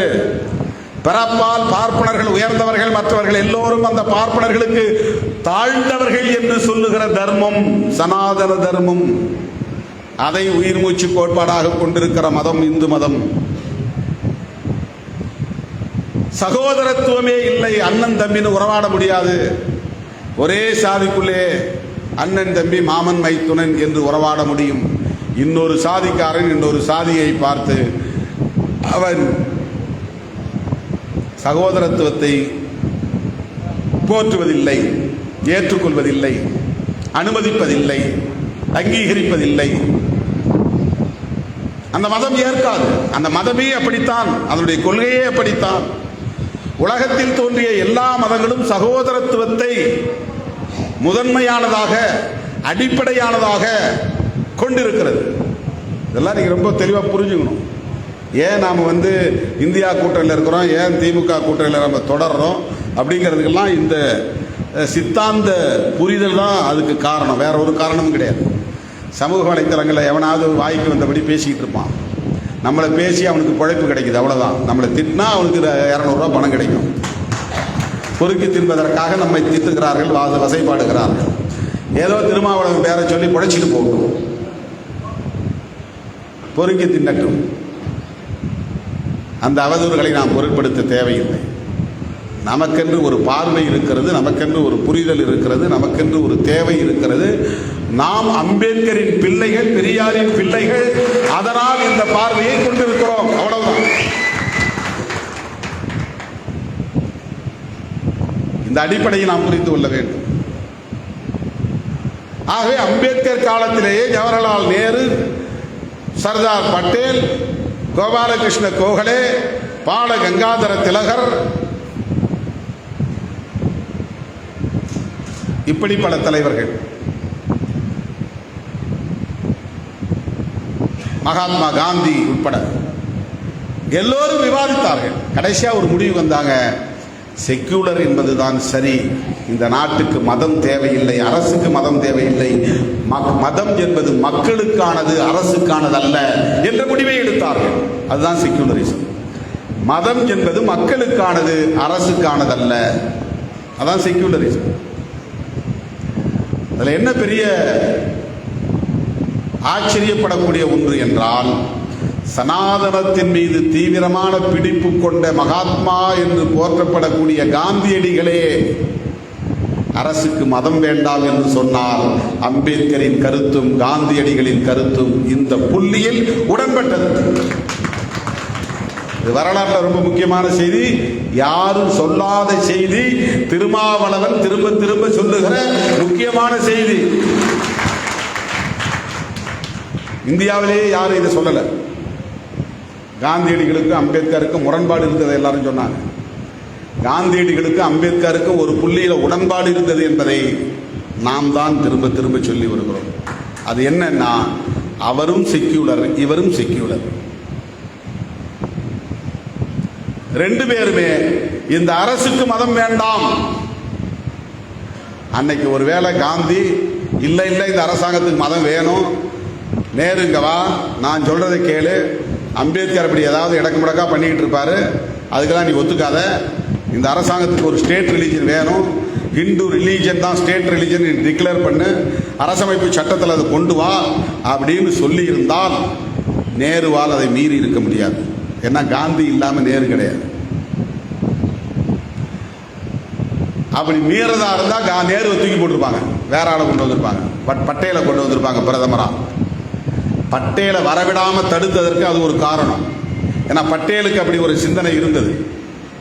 அவர் இந்து மதத்தின் மீதும் அந்த கோட்பாட்டின் மீதும் நம்பிக்கை உள்ளவர். அதனால்தான் பிஜேபிக்காரன் அவருக்கு உலகத்திலேயே உயர்ந்த சிலையை நிறுவியிருக்கிறான். அவர் அப்படிப்பட்ட ஒரு சிந்தனை கொண்டவராக இருந்தால், அவர் தப்பித்தவறி நேரு பிரதமர் ஆகாமல் அவர் தப்பித்தவறி பிரதமர் ஆகியிருந்தால், ஜவஹர்லால் நேரு தவிர்க்கப்பட்டிருந்தால், புரட்சியாளர் அம்பேத்கருக்கு பெரிய நெருக்கடி உருவாகிறது. இந்த அரசமைப்பு சட்டத்தை அரங்கேற்றம் செய்வதிலே பெரிய சிக்கல் உருவாகிறது. இதெல்லாம் சிந்தித்து நாம் பார்க்க வேண்டிய தேவை இருக்கிறது. இப்போ 3 பேர், அம்பேத்கர், ஜவஹர்லால் நேரு, காந்தியடிகள், இந்த 3 பேர் ஒரு புள்ளியில் உடன்பட்டதுனால இந்த அரசமைப்பு சட்டத்தில் அரச மதம் அறிவிக்கப்படவில்லை. அப்படி அறிவித்திருந்தால் அந்த மதத்தின் கோட்பாடு சட்டப்பூர்வமானதாக மாறியிருக்கும். இப்ப அது சட்டப்பூர்வமானது கிடையாது, சனாதன தர்மம். அது அந்த மதம் பின்பற்றக்கூடிய ஒரு வாழ்க்கை முறை, அவ்வளவுதான். ஆனால் அது அரச மதமாக இருந்தால் அந்த மதத்தில் என்னெல்லாம் சொல்லப்பட்டிருக்கிறதோ அவ்வளவும் சட்டப்பூர்வமானதாக மாறி இருக்கும். பிறப்பின் அடிப்படையிலே பாகுபாடு உண்டு என்பதும் சட்டப்பூர்வமானதாக மாறி இருக்கும். அது நிலை பெற்றிருக்கும். அதை தடுப்பதால் தான் இந்து மதத்தை அரச மதமாக அறிவிக்க முடியாது என்றார். ஏன் வேற மதத்தை அறிவிக்கலாமே? எப்படி வேற மதத்தை அறிவிக்க முடியும்? பௌத்த மதத்தை அறிவிக்க முடியுமா? அது மைக்ரோஸ்கோபிக் மைனாரிட்டி. இந்தியா முழுக்க ஒரு 90 லட்சம் பேர் இருப்பாங்க, அவ்வளோதான். இன்னும் 1 கோடி பேர் கூட கிடையாது. சமண மதத்தை அறிவிக்க முடியுமா? அதை விட குறைந்த மக்கள் தொகை கொண்ட ஒரு மதம். பார்சி மதத்தை அறிவிக்க முடியுமா? சில லட்சங்கள் மட்டுமே உள்ள ஒரு மதம். சீக்கிய மதத்தை அறிவிக்க முடியுமா? சில லட்சங்கள் மட்டுமே உள்ள ஒரு மதம். முஸ்லீம் மதத்தை அறிவிக்க முடியுமா? அது அந்நிய நாட்டிலிருந்து வந்த மதம், இந்த மண்ணில் தோன்றிய மதம் இல்லை, அதை அறிவிக்க முடியாது. கிறிஸ்டியானிட்டியை அறிவிக்க முடியுமா? அது ஐரோப்பாவிலிருந்து வந்த மதம், அதை இங்கே வந்து அறிவிக்க முடியாது. இந்தியாவில் தோன்றிய மதம் எது? சைவம் தோன்றியது, வைணவம் தோன்றியது. அதெல்லாம் இப்போ ஒன்றா சேர்த்து இந்துன்னு சொல்கிறோம். தோன்றிய காலத்தில் இந்துன்னு ஒரு மதம் கிடையாது. இந்த 200 ஆண்டு காலத்துக்குள் தான் இதையெல்லாம் ஒன்றா சேர்த்து இந்து மதம் பெயரில் அழைக்கிறாங்க. ஆக இந்த மதம் தான் இங்கே தோன்றிய மதம். பல கடவுள் உண்டு, பல பெண் கடவுள்களும் உண்டு, பல கலாச்சாரங்கள் உண்டு, பல நம்பிக்கைகள் உண்டு, பல வகையான திருமண நடைமுறைகள் உண்டு, பல வகையான ஈமச் சடங்குகள் உண்டு. ஆனாலும் அது ஒரு மண்ணில், இந்த மண்ணில் தோன்றிய, தாயகத்தில் தோன்றிய ஒரு மதம் என்பதால் அதைத்தான் இந்தியாவின் பெரும்பான்மை மக்கள் ஏற்றுக்கொண்ட மதமாக இருக்கிற அதைத்தான் அரசாங்கத்தின் அரச மதமாக அறிவிக்க முடியும். ஆனால் அந்த மதம் சுதந்திரத்தை மறுக்கிற மதம், அந்த மதம் சமத்துவத்தை ஏற்காத மதம், அந்த மதம் சகோதரத்துவத்தை அனுமதிக்காத மதம். ஆகவே அதை அறிவிக்க முடியாது. இதுதான் பிரச்சனை. இதுதான் பிரச்சனை. இதற்காகத்தான் ஆர்எஸ்எஸ் ஒரு அமைப்பே உருவாயிருக்கு. ஆர்எஸ்எஸ் என்கிற அமைப்பே பிராமணர்களுக்காக உருவாக்கப்பட்ட சங்கம். அது ஆக்சுவலா ஆர்எஸ்எஸ் என்று சொல்வதற்கு பதிலாக பிஎஸ்எஸ் சொல்லிருக்கணும். ராஷ்டிரிய ஸ்வயசேவக் சங் அப்படிங்கிறது பதிலாக பிராமணிக்கல் ஸ்வயசேவக் சங் அப்படின்னு அறிவிச்சிருக்கோம். அது பிராமணர் சங்கம் தான். நேரடியாக பிராமணர் சங்கம் அவங்க பேர் வைக்கல. அதுவும் எந்த பிராமணர்னா, மகாராஷ்டிராவில் ஒரு பிராமணர் இருக்காங்க. பிராமண சாதிக்குள்ளே பல சாதி இருக்கு. தமிழ்நாட்டுக்குள்ள ஐயர்னு ஒரு சாதி இருக்கு, ஐயங்காரன் இன்னொரு சாதி இருக்கு. 2 பார்ப்பனர்களும் ஒன்றும் கிடையாது. கேரளாவில் நம்பூதிரின்னு ஒரு சாதி இருக்கு. அந்த சாதியும் தமிழ்நாட்டில் இருக்கிற சாதியும் சமம் கிடையாது. மேற்கு வங்கத்தில் பானர்ஜின்னு ஒரு சாதி இருக்கு, மம்தா பானர்ஜி தான் சாதி. பிரணாப் முகர்ஜினா சாதி, அது ஒரு பார்ப்பன சமூகம். சாட்டர்ஜி அது ஒரு பார்ப்பன சமூகம். மிஸ்ரான்னு ஒரு சாதி இருக்கு, அது ஒரு சாதி, பார்ப்பன சாதி. அதுபோல மகாராஷ்டிராவில் சித் பவன் அப்படின்னு ஒரு சாதி இருக்கு. சித் பவன், கணேஷ் பவன் மாதிரி இருக்கு. சரவண பவன்கிற மாதிரி பவன் முடியும், பவன்கிற பேர்ல முடியும், சித் பவன். இது ஒரு சாதி பெயர். அவர்கள் தான் இந்தியாவிலேயே காஷ்மீரில் இருக்கிற பண்டிட் அப்படிங்கிற பிராமண சாதியை விடவும், கேரளாவில் இருக்கிற நம்பூதிரி என்கிற பிராமண சாதியை விடவும், மேற்கு வங்கத்தில் இருக்கிற பானர்ஜி என்கிற பிராமண சாதிகளை விடவும், உத்தரப்பிரதேசத்தில் இருக்கிற மிஸ்ரா என்கிற பிராமண சாதிகளை விடவும், மகாராஷ்டிராவிலே இருக்கிற சித்பவன் என்கிற பிராமணர்கள் தான் இந்தியாவிலேயே உயர்ந்த பிராமணர்கள் என்கிற எண்ணம் கொண்டவர்கள், உளவியல் பெற்றவர்கள். அந்த சமூகத்தை சார்ந்தவர் தான் வீர சாவர்கர். பேர் சாவர்கர். அந்த பிராமண சாதியை சார்ந்தவர் தான் நாத்துராம் கோட்சே. அந்த பிராமண சாதியை சார்ந்தவர் தான் இன்றைக்கு ஆர்எஸ்எஸ் தலைவராக இருப்பவர்.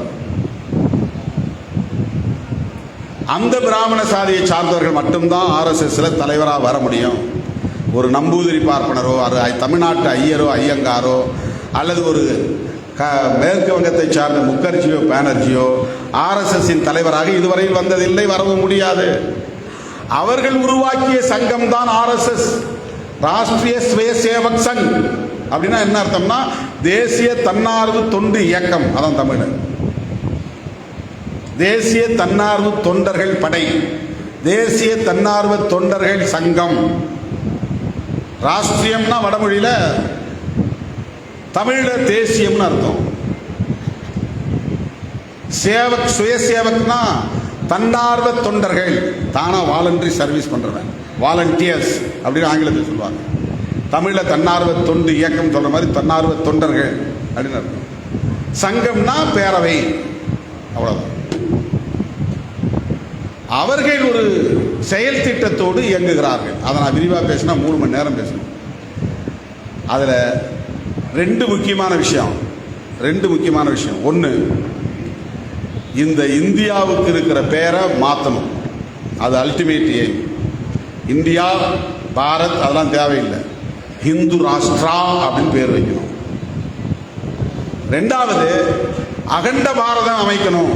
அகண்ட பாரதம்னா இன்னைக்கு உடைஞ்சி சின்னதாக போயிருச்சு. காஷ்மீர் பகுதியில் ஒரு பகுதியை பாகிஸ்தான் ஆக்கிரமிச்சு வச்சிருக்கிறான். பாகிஸ்தானே ஒரு காலத்தில் இந்தியாவோட பாரதத்தில் தான் இருந்துச்சு. பங்களாதேஷ் பாரதத்தில் தான் இருந்தது. இலங்கை பாரதத்தில் தான் இருந்தது.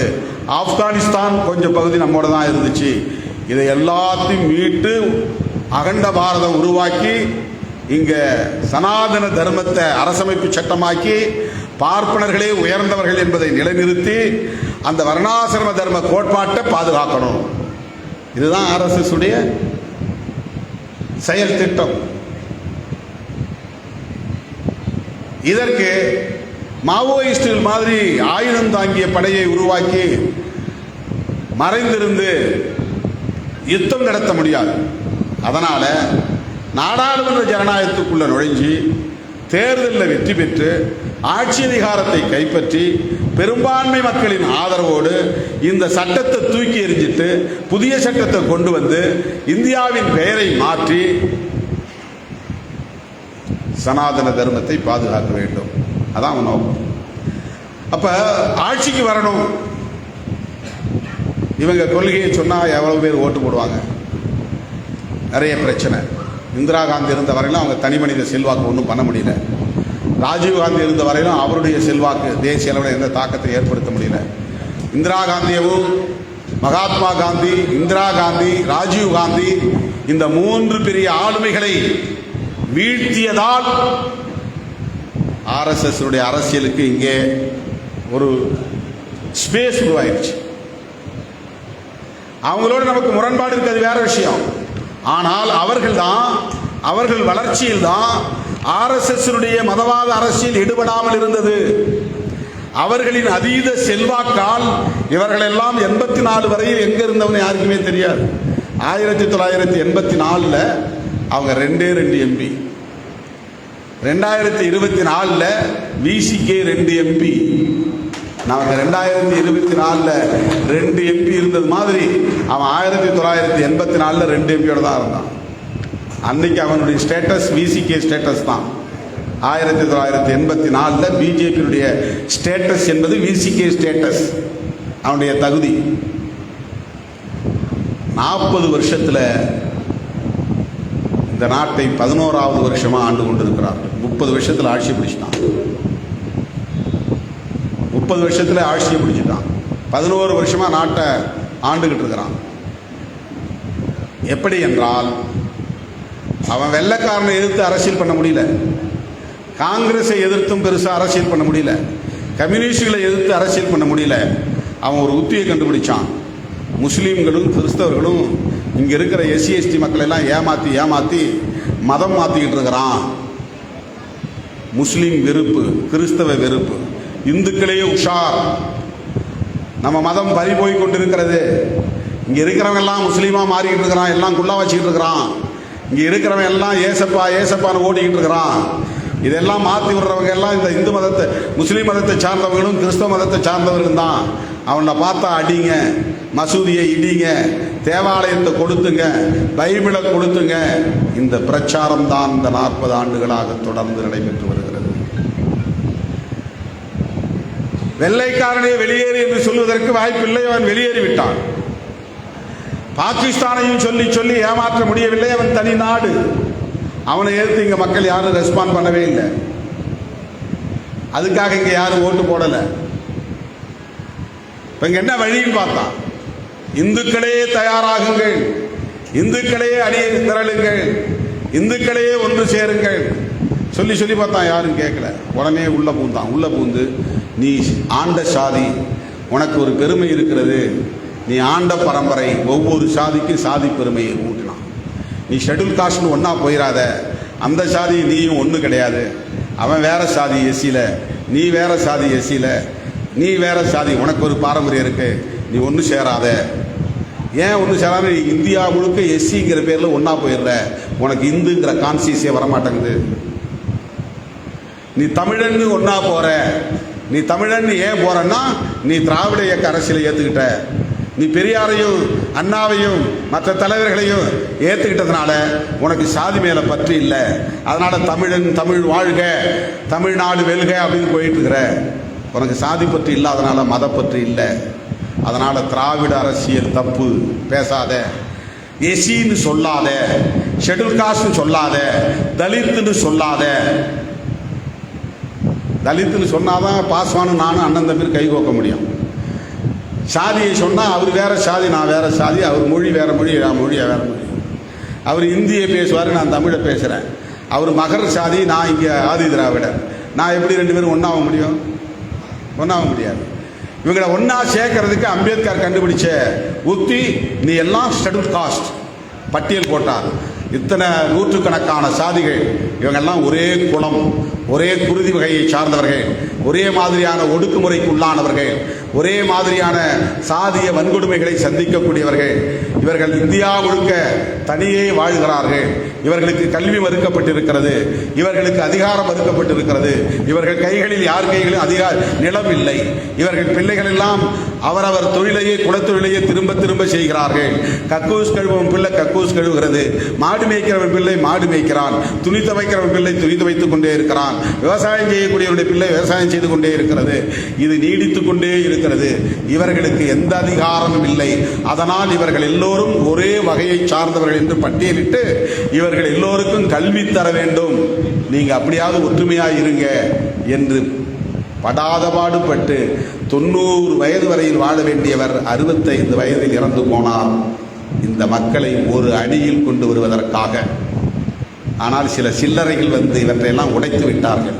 அவன் வேற சாதி, நீ வேற சாதி, அவன் வேற இவன் வேற என்ற சாதி வெறியை தூண்டி ஊட்டி அவர்களை பாழ்படுத்தி இன்னைக்கு தமிழ்நாட்டில் ஷெட்யூல் காஸ்ட் என்கிற தலித் என்கிற அடையாளத்தோடு யாரும் ஒன்று சேர்ந்து ஒரு மேடையில் ஏற முடியாத நிலையை உருவாக்கிவிட்டார்கள். இது RSS சதி.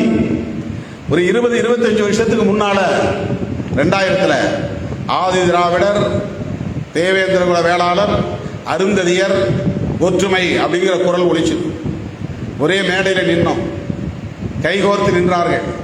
10 வருஷத்துல உடைச்சிட்டான், ஒன்று சேர முடியாத ஆக்கி விட்டான். தலித்துங்கிறது ஒரு சாதி சொல் கிடையாது. அது உலகம் தழுவிய அளவில் பயன்படுத்தப்படக்கூடிய ஒரு பொது சொல். ஒரு சாதிக்கு பாடுபடுறவன் சாதி பேரை மட்டும் சொல்லிட்டு இருந்துடலாம். என் ஜாதிக்கு மட்டும் நான் பாடுபடுறேன்னா சாதி பேரை மட்டும் சொல்லிட்டு உட்காந்துடலாம். தமிழ்நாட்டில் இருக்கிற 74 சாதிக்கும் பாடுபடுறவன் 74 சாதி பேரை மேடையில் சொல்ல முடியாது. இந்தியா முழுவதும் இருக்கிற நூற்றுக்கணக்கான ஆயிரக்கணக்கான சாதிகளுக்கும் பாடுபடக்கூடியவன், குரல் கொடுக்கக்கூடியவன் ஒரே மேடையில் 1000 சாதி பெயர்களையும் சொல்ல முடியாது. எல்லா சாதிகளுக்கும் அடையாளப்படுத்துகிற ஒரு சொல் தலித் அப்படிங்கிறது. அது சாதி பெயர் கிடையாது. ஆனால் RSS காரன் தலித்துன்னு சொல்லாதேங்கிறான். ஏண்டான்னா அது கிறிஸ்தவ மதம் உள்ள திணிச்ச சொல்லு, கிறிஸ்டியன் உருவாக்குனது, தலித் கிறிஸ்டியன் கொண்டு வந்தான், அதை சொல்ல பயன்படுத்தாதன்றான். இங்க இருக்கிற தலித்துகளே அதை பயன்படுத்தாதன்றான். ஏன்னா அது எனக்கு இழிவு, வேற எதிராக பெருமை, என் சாதி பேரை சொல்றதான் பெருமை. என்னைக்கு நீ உன் சாதி பெருமையை பேசுவே அன்னைக்கு நீ பாப்பான உசந்த சாதின்னு ஒத்துக்கொண்டதாக பொருள். அதான் சனாதன தர்மம் சொல்லுகிறது, வர்ணாசிரம தர்மம் சொல்லுகிறது. என்றைக்கு நீ சாதியை ஏற்றுக்கொள்கிறாய் அன்றைக்கு நீ இந்து என்பதை ஏற்றுக்கொள்கிறாய். இந்து என்பதை ஏற்றுக்கொண்டால் நீ பார்ப்பனனை உயர்ந்த சாதி என்று ஏற்றுக்கொண்டதாக பொருள், சனாதன தர்மத்தை ஒத்துக்கொண்டதாக பொருள். நான் பார்ப்பானுக்கு அடிமையாக இந்த மண்ணில் சாதியை ஏற்றுக்கொண்டு வாழ உடன்படுகிறேன், கைகட்டி வணங்கி நிற்கிறேன் என்று பொருள். சாதி பெருமை பேசுவது இதையெல்லாம் தகர்ப்பதற்காக புரட்சியாளர் அம்பேத்கர் சாதி ஒழிப்பே மக்கள் விடுதலை என்கிற அடிப்படையில் அனிகிலேஷன் ஆஃப் காஸ்ட் என்ற புத்தகத்தை எழுதினார். உலகத்தில் இந்தியாவில் எந்த தலைவனும் இந்த கோணத்தில் சிந்திக்கவில்லை, இப்படி ஒரு நூலை எழுதவில்லை. ஆர்எஸ்காரன் என்ன சொல்றான், இப்ப தமிழ்நாட்டில் நிறைய பேர் என்ன பேசுறான், அம்பேத்கர் நமக்கு தலைவர் இல்லைன்றான். ஏன்னா நீ சாதி பெருமை பேச ஆரம்பிச்சுனா உன் சாதிக்குள்ளதான் தலைவர் தேடுவேன். நீ இந்தியா முழுவதும் இருக்கிற ஒடுக்கப்பட்ட மக்களின் விடுதலையை பேசுற, உனக்கு தலைவர் அம்பேத்கர் மட்டும்தான், ஒரே தலைவர், சாதி ஒழிப்பை வலியுறுத்திய தலைவர். அது போதும். அதுதான் இந்தியா முழுவதும் இருக்கிற எல்லோரையும் 25 விழுக்காடு மக்களை ஒரு பெரிய ஸ்ட்ரெங்க். நீ சொல்லலாம் இந்தியாவில் நாங்க 30 கோடி பேர் 40 கோடி பேர் இருக்கிறோம் சொல்லலாம். இன்னைக்கு நீ என்ன சொல்ல முடியும்? உன் சாதியை மட்டும் நீ சொன்னா சில லட்சம் பேர் தான் நீ இருப்ப. உன் சாதியை மட்டும் நீ உரிமை கோரினால் சில லட்சம் பேர், ஒரு 2% 3% அவ்வளவுதான். அது அகில இந்திய அளவில் இன்னும் மைக்ரோ லெவலில் போயிடும். தமிழ்நாட்டு அளவில் 2% 3%, அகில இந்திய அளவில் குறைஞ்சிரும். Micro level 0.001 negligible. நீ ஒரு ஆளே கிடையாது, ஒரு சக்தியே கிடையாது. நாங்கள் எஸ்சி ஷெட்யூல் காஸ்ட், நாங்கள் தலித், இந்தியா முழுவதும் 25 விழுக்காடு, 4 பேர்ல ஒரு ஆள் நாங்கள் ஷெட்யூல் காஸ்ட் அப்படின்னு சொல்லக்கூடிய ஒரு உரிமையை, ஒரு தலை நிமிர்வை அந்த சொற்றொடர் உருவாக்கி தந்தது. அதை சிதைத்து விட்டார்கள் ஆர்எஸ்எஸ் கும்பல். ஏன்னா உனக்கு நியூமெரிக்கல் ஸ்ட்ரெங்தே வரக்கூடாது. நாங்கள்லாம் இவ்வளவு பேர் இருக்கிறோம் அப்படிங்கிற ஒரு தெம்பே உனக்கு வரக்கூடாது. நாங்கள் இந்த 74 சாதியில் நாங்கள் ஒரு சாதி. எவ்வளோ பேர்? ஒரு 20 லட்சம் பேர், 30 லட்சம் பேர், அவ்வளவுதான். அதோட நீ மைக்ரோஸ்கோபிக் மைனாரிட்டிங்கிற சிந்தனையோடவே நீ இருக்கணும். நீ மெஜாரிட்டிங்கிற சிந்தனையும் உனக்கு வந்துடக்கூடாது. இந்தியா முழுவதும் நீ பெரும்பான்மை சமூகத்தை சார்ந்தவங்கிற அடையாளம் உனக்கு வந்துடக்கூடாது. நானும் ராம்விலாஸ் பாஸ்வானும் ஒன்று தான், நானும் ராம்தாஸ் அத்வாலேவும் அண்ணன் தம்பி தான், நானும் இந்த மாயாவதி சகோதரியும் அக்கா தம்பி தான் அப்படிங்கிற உணர்வே உனக்கு வரக்கூடாது. காலப்போக்கில் அதெல்லாம் தடுத்து மறுத்து அதெல்லாம் துண்டிக்கப்பட்டு தமிழ்நாட்டுக்குள்ள ஒரு மூளைக்குள்ள ஒரு பகுதிக்குள்ள குறுகி சிறுத்து போய் நிற்போம். இன்னைக்கு வேணா பெருமையா இருக்கும் பேசிக்கிறது, 50 வருஷத்துக்கு பின்னால அது சிறுத்து போகும். அந்த உறவே சிறுத்து போகும். மாயாவதி என் சகோதரின்னு சொல்ல முடியாது, அத்வாலேவை அண்ணன் போய் கை கொடுக்க முடியாது. இது ஆர்எஸ்எஸ் உடைய சதி. நீ ஷெட்யூல் காஸ்ட் சொல்றதுனால, உனக்கு அந்த பற்று மேலோங்குவதனால வர்ணாசிரம தர்மத்தின் மீது உனக்கு எதிர்ப்பு வருது. வர்ணாசிரம தர்மத்தை நீ இருக்கிற நிலையை மறுக்க வேண்டுமானால் சாதி பெருமை பேசணும். சாதி பெருமை பேசினா நீ அவன் விரும்புகிற கோயிலை கட்டுவ, அவன் விரும்புகிற பண்டிகை நடத்துவ, அவன் விநாயகர் சதுர்த்தி கொண்டாந்து பணம் கொடுப்பான், விநாயகர் சிலையை கொடுப்பான், உனக்கு கொண்டாட்டத்துக்கு எல்லா வகையும் ஏற்பாடும் பண்ணுவான், உனக்கு பொறி அள்ளி கொடுப்பான், இன்னும் என்ன வேணுமோ கொடுப்பான், கோலாகலமாக கொண்டாடுன்னு சொல்லுவான். நீ கொண்டாடிக்கிட்டு அவனுக்குள்ள மடங்கி முடங்கி கிடக்க வேண்டும். அப்ப வர்ணாசிரம தர்ம எதிர்ப்பு போயிடும், சனாதன தர்ம எதிர்ப்பு போயிடும், சாதி ஒழிப்பு சிந்தனை போயிடும், சமூக நீதி கோட்பாடு போயிடும். அதுல இருந்து வந்ததுதான் எங்களை எஸ்சி பட்டியலிருந்து வெளியேற்றுங்கிறதும். எல்லாருமே வெளியேற வேண்டியது, அதுல எந்த சந்தேகமும் இல்லை. ஆனால் எம்பவர்மெண்ட் என்பது முக்கியமானது. கல்வி, பொருளாதாரம், அதிகாரம், இதெல்லாம் வேணும். இதெல்லாம் வேணும்னா சமூக நீதி வேணும். சமூக நீதி வேணும்னா அரசமைப்பு சட்டம் வேணும். அரசமைப்பு சட்டம் இருந்தால்தான் சுதந்திரம், சமத்துவம், சகோதரத்துவம் இங்கே உயிர்ப்போடு இருக்கும். இது இருந்தால் அவன் நினைக்கிற பழைய சமுதாயம் அழிந்து போகும். அம்பேத்கர் கனவு காணுகிற புதிய இந்தியா உருவாகும். சாதியற்ற இந்தியா, சகோதரத்துவ இந்தியா, சமத்துவ இந்தியா, பாகுபாடற்ற இந்தியா, பெண்ணுரிமை பெற்ற இந்தியா, அதிகாரம் பரவலாக்க பெற்ற இந்தியா. இதுதான் அம்பேத்கர் கண்ட கனவு. அவருடைய கனவு இந்தியா இதுதான். இதெல்லாம் வந்தால் இன்றைக்கு உச்ச நீதிமன்றத்தில் இருக்கிற எல்லா நீதிபதியும் பார்ப்பனர்களாக இருக்கிறார்களே, அது மாறும், தலைகீழாக மாறிடும். அதான் நான் 90 எழுதின முழக்கம். தலை நிமிர சேரி திரளும், தலை கீழாய் நாடு புரளும். நாடு புரண்டோம், தலைகீழாக புரண்டோம். நீ உச்ச நீதிமன்றத்தில் உட்கார்ந்துட்டு வாழாட்டாத, கீழே இறங்க வேண்டிய நிலை வரும், நான் மேலே உட்கார வேண்டிய நிலை உருவாகும். இந்த தலைகீழ் மாற்றத்தை தரக்கூடிய வல்லமை எதற்கு இருக்கிறது என்றால் அரசமைப்பு சட்டத்திற்கு இருக்கிறது. அந்த அரசமைப்பு சட்டத்தின் மிக முக்கியமான உயிர் மூச்சு கோட்பாடுகளும் ஒன்று மதச்சார்பின்மை. அதுதான் இப்ப நாம ஏன் இந்த பேரணி நடத்துறோம்னா, முஸ்லீம்களை தயவு பண்றதுக்காகவோ முஸ்லீம் ஓட்டுகளை வாங்குறதுக்காகவோ கிடையாது. முஸ்லீம்களை பாதுகாக்க வேண்டும் என்பது நம்முடைய நிலைப்பாடுகள் ஒன்று, நம்முடைய செயல் திட்டங்களில் ஒன்று.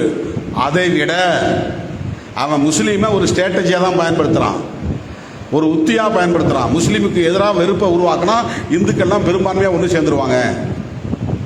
அன்னைக்கு காந்தி வெள்ளைக்காரனுக்கு எதிராக இந்தியர்களை ஒன்று சேர்த்தார். இன்னைக்கு வெள்ளைக்காரனை சொல்ல முடியாது. இப்போ யாருக்கு எதிராக ஒரு ஆளை எதிர்த்து காட்டினாதான் இவன் சேருவான். முஸ்லீம்லாம் நம்ம எதிரிப்பான்.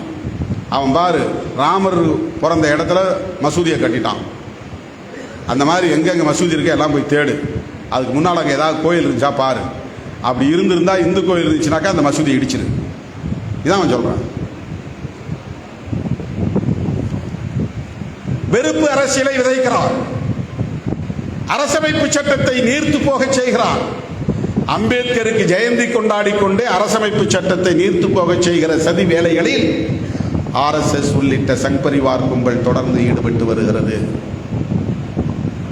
ஆகவே அந்த மதச்சார்பின்மையை காப்பாற்ற வேண்டிய பொறுப்பு யாருக்கு இருக்கிறதோ இல்லையோ, அம்பேத்கரின் பிள்ளைகளுக்கு இருக்கிறது என்று காட்ட வேண்டிய தேவை. மதச்சார்பின்மையை காப்பாற்றுவதற்காகத்தான் போராட்டம். வக்ஃபு திருத்த சட்டம் தப்பு, குடியுரிமை திருத்த சட்டம் தவறு, முத்தலாக் சட்டம் தவறு, ஜம்மு காஷ்மீரை உடைத்தது தவறு, அரசமைப்பு சட்டத்தின் உறுப்பு எண் 370 நீக்கியது தவறு, பாபர் மசூதியை இடித்தது தவறு, அந்த இடத்திலேயே ராமர் கோயிலை கட்டும்படி தீர்ப்பு எழுதியது தவறு. ஆனால் எல்லாம் எதற்காக என்றால், கான்ஸ்டிடியூஷன் என்கிற அரசமைப்பு சட்டத்தை செயலிழக்க செய்வதற்காகத்தான். யார் எழுதிய சட்டம்? புரட்சியாளர் அம்பேத்கர் எழுதிய சட்டம். அந்த சட்டம் பறிபோனால் என்ன ஆகும்? அந்த சட்டம் வலுவிழந்தால் என்ன ஆகும்? அந்த சட்டம் நீர்த்து போனால் என்ன ஆகும்? அந்த சட்டம் செயலிழந்து போனால் என்ன ஆகும்? அந்த கவலையில் இருந்து அறிவிக்கப்பட்டதுதான் தோழர்களே, மே 31ஆம் தேதி திருச்சிராப்பள்ளியிலே மதச்சார்பின்மை காப்போம் பேரணி. அதற்கு ஒவ்வொரு ஒன்றிய வாரியாக வண்டிகள் வர வேண்டும். என்ன செய்வீங்களோ ஏது செய்வீங்களோ எனக்கு தெரியாது. வெல்லும் ஜனநாயகம் மாநாட்டை விடவும், தேசம் காப்போம் பேரணியை விடவும் மாபெரும் வெற்றி பேரணியை நாம் நடத்த வேண்டும். அது தமிழகத்தில் மட்டுமல்ல, இந்திய அளவில் கவனத்தை ஈர்ப்பதாக அமைய வேண்டும். எல்லா மண்டலங்களைப் போல மேற்கு மண்டலமும் வலுவாக இருக்கிறது என்று காட்டக்கூடிய வகையில் ஆயிரக்கணக்கான வண்டிகளில் உங்கள் பெயர் பதாகைகளோடு வந்து சேர வேண்டும் என்று வேண்டுகோள் விடுத்து, குறுகிய கால இடைவெளியில் இந்த ஏற்பாட்டை செய்த ஒருங்கிணைப்பாளர்கள், ஒத்துழைப்பு நல்கிய மாவட்ட பொறுப்பாளர்கள், மண்டல பொறுப்பாளர்கள் அனைவருக்கும் என்னுடைய பாராட்டுகளையும் நன்றியையும் தெரிவித்து விடைபெறுகிறேன். நன்றி, வணக்கம்.